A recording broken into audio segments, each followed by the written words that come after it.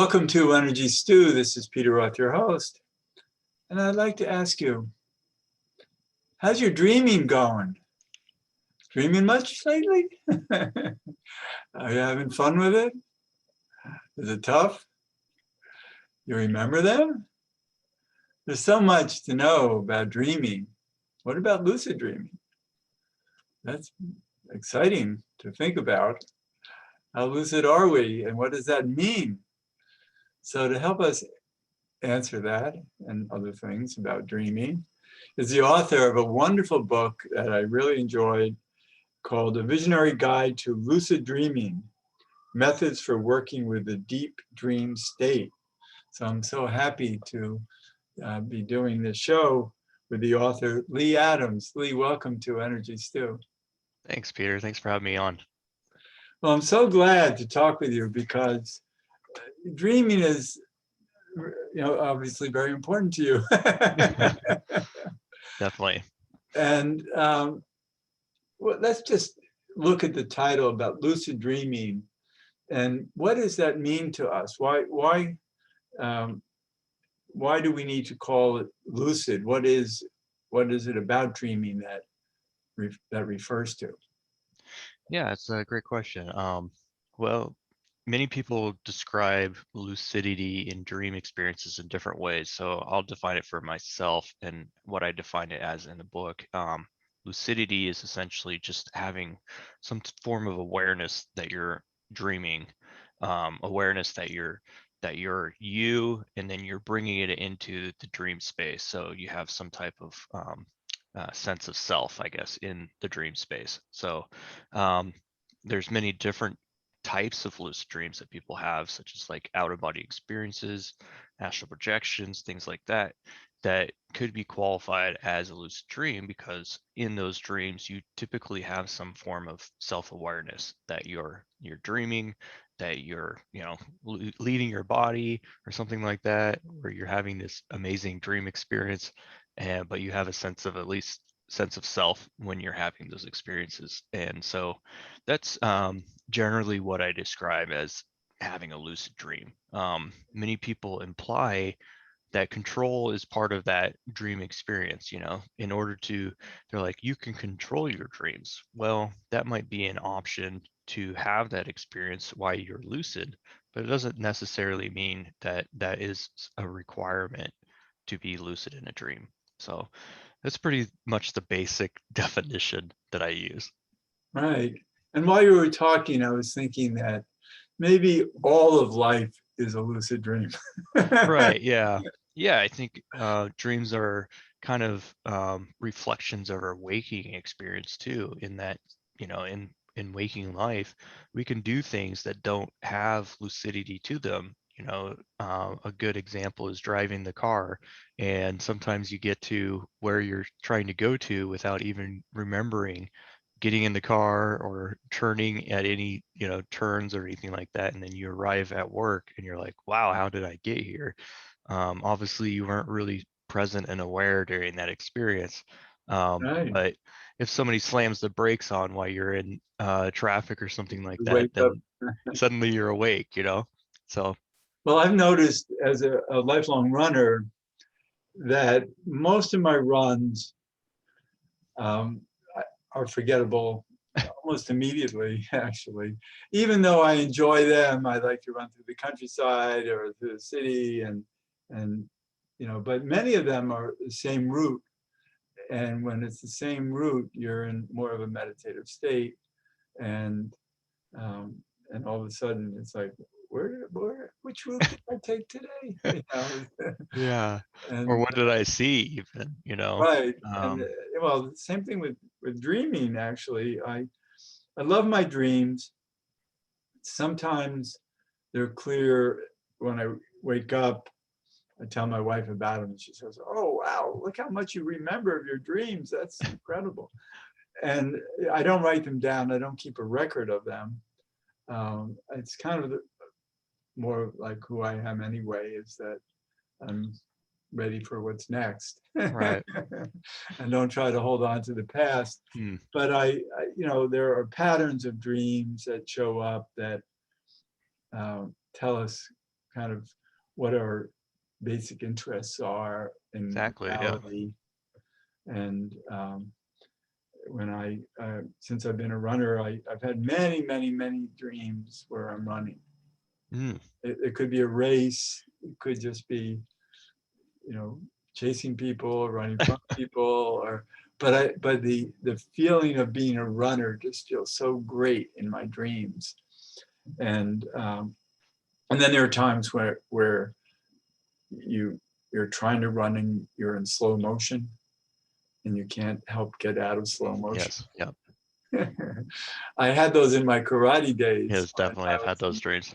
in competition in karate, and I would have dreams that I couldn't throw a punch any quicker than slow motion, and Right. Yeah. yeah. I've had those as well. Those are pretty common. Yeah, exactly. And that's what I remember my karate sensei told me at the time. He said, that's normal, Hmm. enjoy it. Well, I wasn't enjoying it because I wanted to be more capable. Right. Yeah. So, so what are our dreams doing for us? Why do we have them? What is it about our lives that needs to experience this alternate reality? Well, that's a good question. I think goals, or I mean, sorry, dreams are kind of setting these. They're presenting us these stories, what I call personal myths, and they're creating a personal myth about your life. They're trying to tell you a story about who you are and who you're becoming, and trying to, I think, guide us with important questions that we kind of miss during the day. And it's allowing us to see blind spots in our life that is something that we can improve on, or something that we're challenged with. And for the most part, I think dreams are really trying to help us achieve some type of goal that we have set, that maybe even we are unconscious of. Well, I like um, what you said about that. It's about what our challenges are in life, maybe not day to day, in right. terms of specific situations, but in general, what are we striving for in life that our dreams represent? Yeah, I mean, when we talk about dreams when we're awake, we typically attribute our dreams to, our goals, our long-term goals, the things we'd really like to achieve someday, right? So we use those words, very importantly. We say, "Oh, I have these dreams I want to do someday," these passions of mine. And so we use those words in that way, I think, for a very important reason, because we're talking about long-term achievements that we really desire in our lives. And so those are, waking goals and dreams that we desire, our imagination, and where we see our imagination taking us one day. But what we fail often to do is recognize that our nighttime dreams are essentially oftentimes aligned with those goals. They're also dreams, right? We use the same word, so they're often aligned with that. Sometimes they're not aligned with what we desire. Um, our rational thinking and our parents tell us, to achieve in our life. So they may be in opposition of that and telling us a different story of something that we need to maybe change, or something else that another side of us really wants to achieve, wants to Yeah, get to. right. I think a lot of dreams, we're in stories that represent activities in life that we might be aspiring to in some form, but even in possibly in symbolic ways that we can't really say, oh yeah, this is exactly what I want. But we have an idea that it represents what we want. Yes, absolutely. Yeah, I think um, because of our culture today, we've kind of lost the ability to speak the symbolic language that dreams really present themselves in. It's a language, and it's a language of images, emotion, environment, feelings, all the senses.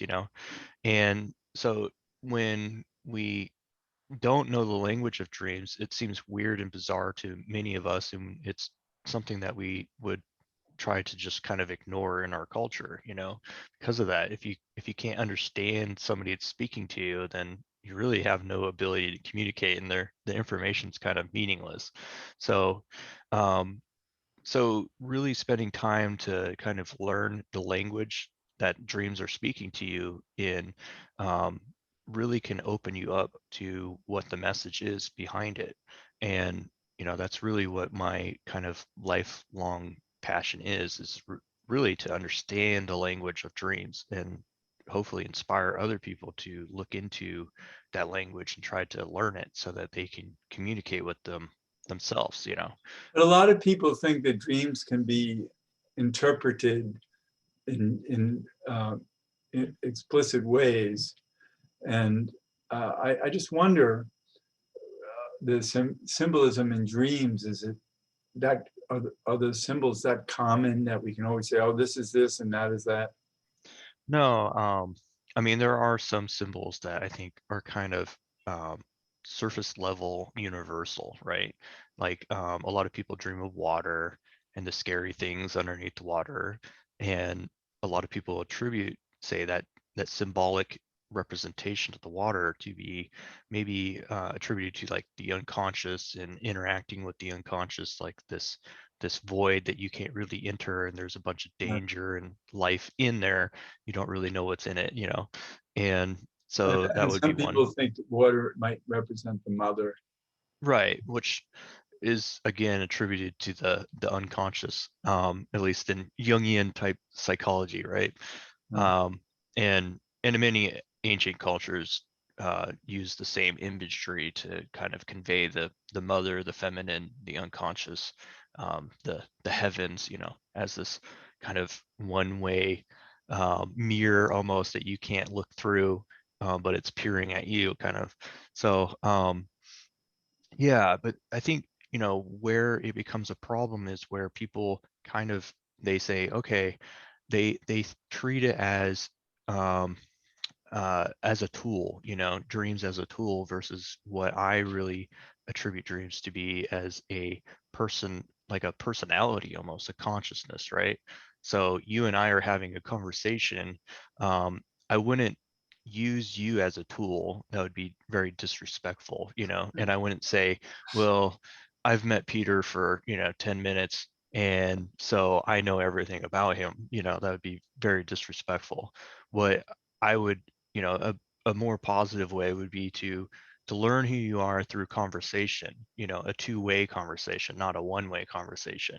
And so oftentimes, when we remember, when we're capable of actually remembering our dreams, we kind of treat it as a one-way conversation.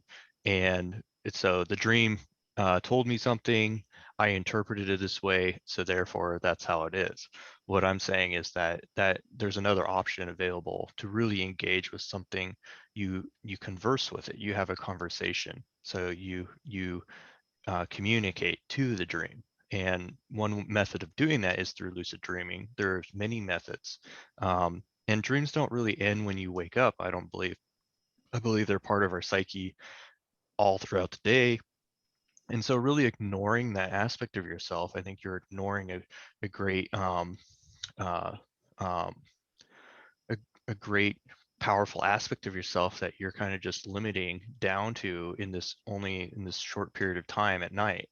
And like you said, most of us don't really recall our dreams very well, and some of us may recall maybe one dream a night, something like that, but we have multiple dreams a night as well. So we, on average, probably we have at least 3 to 4 dreams a night, and that's a lot of information and experience that we're kind of missing out on if we don't really try to pay attention to that. and yet there are times when we're in deep sleep that other things happen, because I've had people tell me that they've woken up in the middle of the night. I don't know what clarity of mind they were in, they saw me doing healing work on them, and maybe they were in some lucid dream, but uh, they I've had many people actually over the years tell me that experience, and I'm shocked because it's not like, oh yeah, I know I was out there doing this for you, Right. and I've asked my spirit guides, I said, well, do I do this? And they go, oh yeah, you do it. It's like, oh, thanks for telling me, Yeah. but I'm glad that I can be helpful to people that way, but I, I'm not conscious of any of that. Right. Yeah, I've had similar things happen to me where people describe me, excuse me, doing a bunch of things on them, teaching them things or essentially performing some type of healing work, and I don't recall any of that.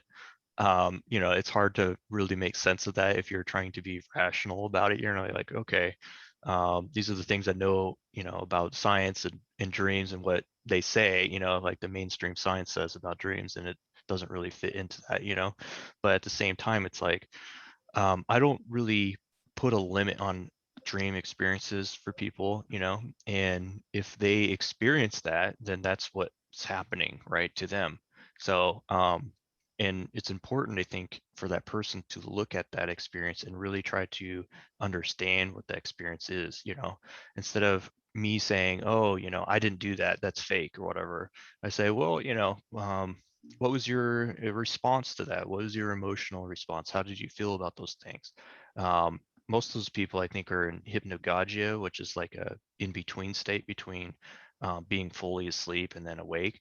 And oftentimes, people have visitations, we call them. I call them Those are anyways. wonderful.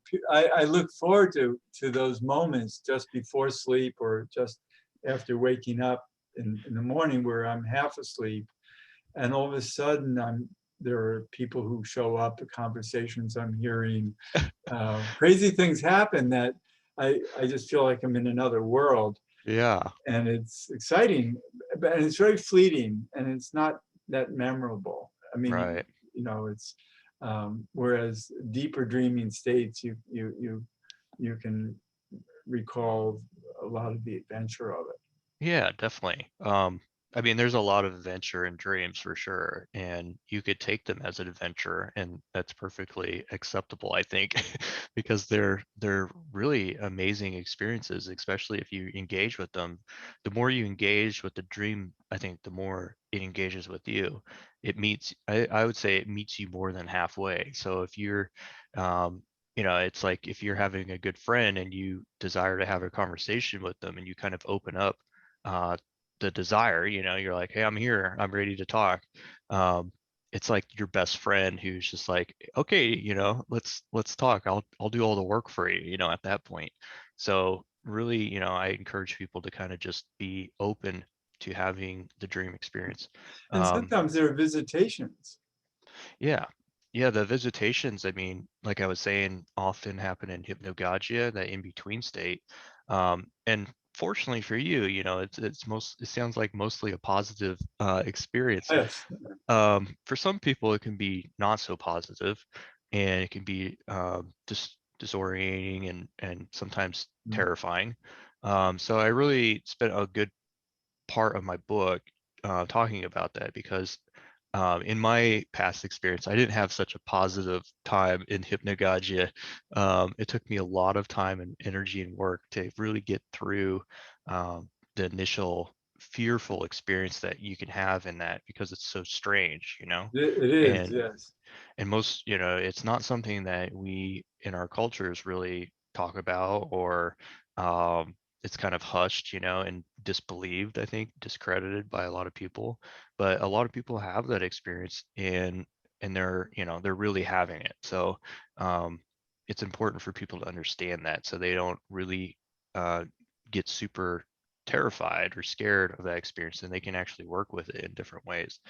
There's some good books on liminal dreaming, it's called, and it explores some of that stuff. I don't really necessarily explore that space as where I'm trying to get to, but there's a lot of positive experiences that, and I'm actually exploring it more and more nowadays, even after I wrote my book, on lucid dreaming.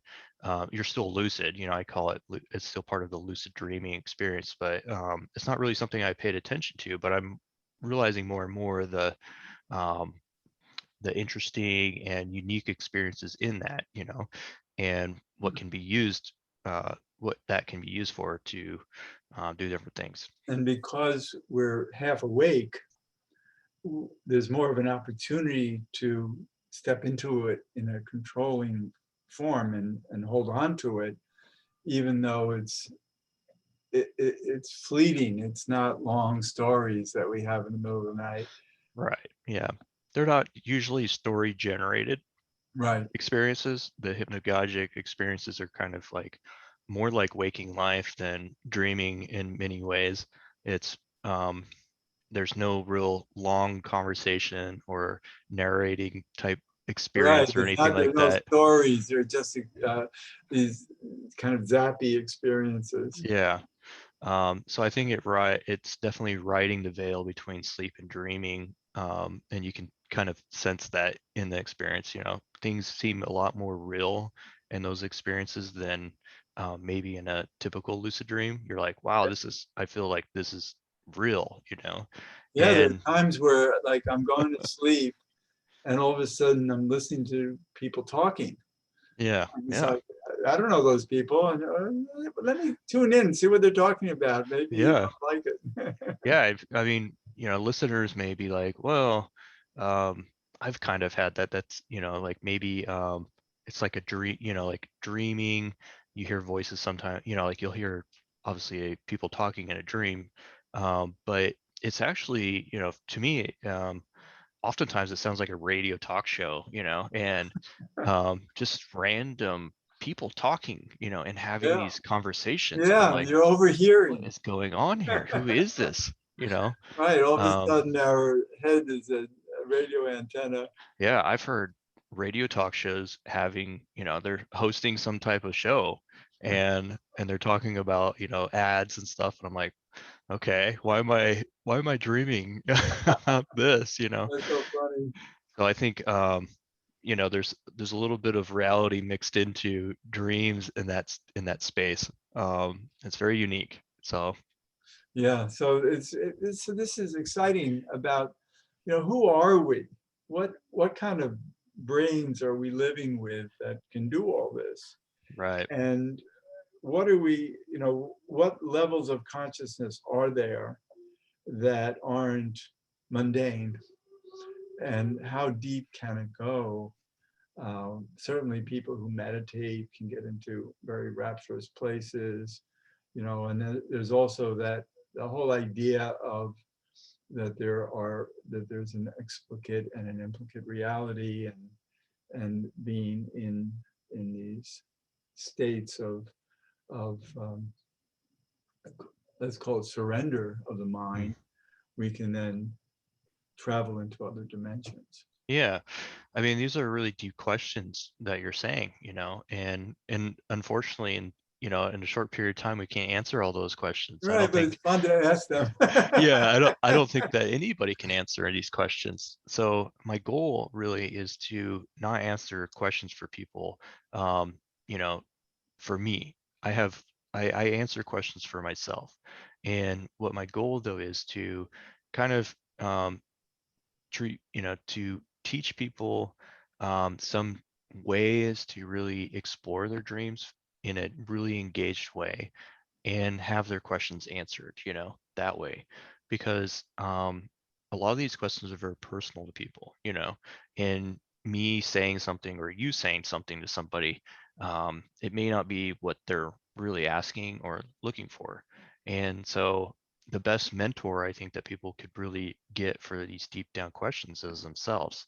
And in order to do that, I think having those experiences and dreams, recalling them, really engaging with that world and diving down and deep as they possibly can get, they'll start realizing some things about not just their dreams, but also waking reality that they never really expected. Oh, that's great. So your book is a visionary guide to lucid dreaming. You're Lee Adams, and you have different blogs and websites or whatever. So where can people go? Well, they can go to luciddreambook.com, and that will take them right to my website, Tail Eaters. It's a little easier to Say remember. that So website name again. luciddreambook.com. Oh, And okay, but there's another. yeah, that actually takes them to my other website. So it's Oh, just an okay. easier way to get there. I Okay. try to make it so people could remember it. But the other name is Tail Eaters. And essentially, I created that website to kind of represent my ongoing exploration into my own experiences, and in hopes that other people could read some of those things and maybe get some answers to their own personal questions, and or some techniques and ways to explore their own psyche. And so I spent a lot of time on that, and there's other guest posts on there with varying topics about consciousness and other things related to that. So Yeah, what I um, really like is that you're an explorer and you yeah, represent exploration for people who are also explorers. yeah. I mean, I've realized, through analyzing my own dreams and this looking throughout the history of my dreams, I really have taken the position of kind of being a passive observer, and a voyeur of experiences, I think. And so I really, that comes with a twofold thing. I don't really engage with my dreams on the level that I would really like to, because I'm constantly kind of separating myself from it and saying, oh, what's happening here? But in another sense, that allows people to see kind of this scientific aspect, this researcher kind of mindset towards dream experiences, and says, I can say, hey, what are these experiences? These are how I looked at it. I think a lot of people, um, fortunately for them, some of people really engage with their dreams so much so that they can't really talk about them. They can't really pull them apart and say, oh, what is this, what is that. They're kind of so into the dream experience that they can't really separate from it. But those are um, personality traits that people have right, in yeah. that way. And I think that's healthy for them, but fortunately for me, in to other people, I've kind of take this observer position and allowed myself to kind of be able to write it down and try to describe some of these Right? things to maybe hopefully help other people Well, along the you've done way. a great job with this book. There's so much information in here, also about products to take for dreaming, etc. So people should really grab the book and learn more about you. So I really want to thank you so much for being a guest on Energy Stew. Yeah, no problem. Thanks for having me, Peter. It's been a pleasure of mine. Yeah, me too. And this is Peter Roth, your host of Energy Stew at prn.fm. I can be reached at peter@heartriver, HEART river.org. I'd love to hear from you, and thanks so much for listening.